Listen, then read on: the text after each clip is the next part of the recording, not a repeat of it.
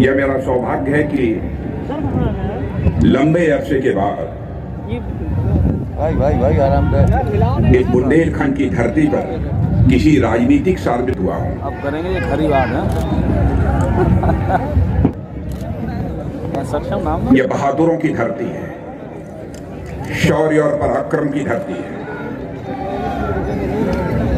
यह महाराजा छत्रसाल की धरती है, महारानी लक्ष्मीबाई की धरती है और आलाहू उदल की यह धरती है।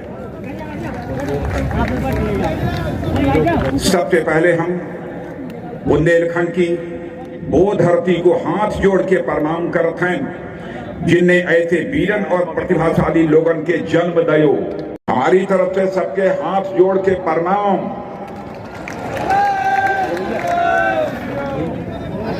बहनों भाइयों, बुंदेलखंडी भाषा में सही तरीके से नहीं बोल सकता हूं, लेकिन मैंने सोचा अभी मैं बुंदेलखंड की धरती पर जा रहा हूं तो मुझे अपने भाषण की शुरुआत करनी चाहिए, तो बुंदेलखंडी में ही अपने भाषण की शुरुआत करनी चाहिए।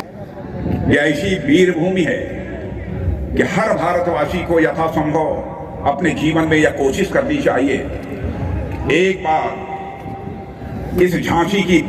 और मैं तो इस मामले में सौभाग्यशाली हूं, और जिस समय हमारे देश के यशस्वी प्रधानमंत्री मोदी जी आए थे उस समय भी मैं यहाँ पर आया था, 2 बार आया था। एक बार उसके पहले उद्घाटन करने के लिए आया था राष्ट्र रक्षा संकल्प, और दूसरी बार मोदी जी के साथ आया था, और तीसरी बार पुनः आप सबका दर्शन करने के लिए इस मैदान में आप सब लोगों के सामने में मौजूद। आज हमारी जन विश्वास यात्रा उत्तर प्रदेश के 6 स्थानों से प्रारंभ हो गई।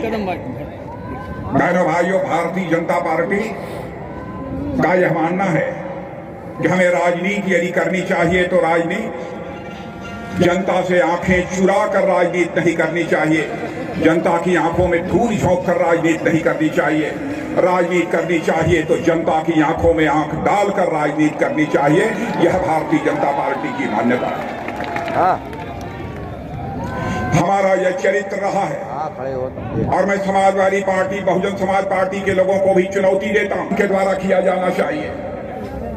यदि हमारी बात कोई गलत होगी तो उसके लिए मैं खेद भी व्यक्त करने को तैयार हूं। हम अपने घोषणा पत्र में लिखते थे यदि जनसंघ की सरकार बन जाएगी तो जम्मू कश्मीर में जो धारा 370 लगी है, और जिस धारा 370 के तहत जम्मू कश्मीर को विशेषाधिकार प्राप्त है, उस धारा 370 को हम समाप्त करेंगे, और जम्मू कश्मीर का भी वही दर्जा होगा जो हिंदुस्तान के अन्य राज्यों का दर्जा है।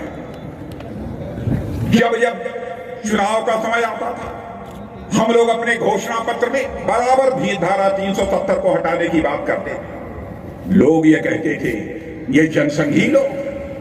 बाद में जब हम वही जनसंघ भारतीय जनता पार्टी बन गई तब भी हम लिखते, लोग कहते थे जनसंघ वाले जब भी आते हैं लिख देते हैं कि हमारी सरकार बनेगी, धारा 370 को हम समाप्त करेंगे।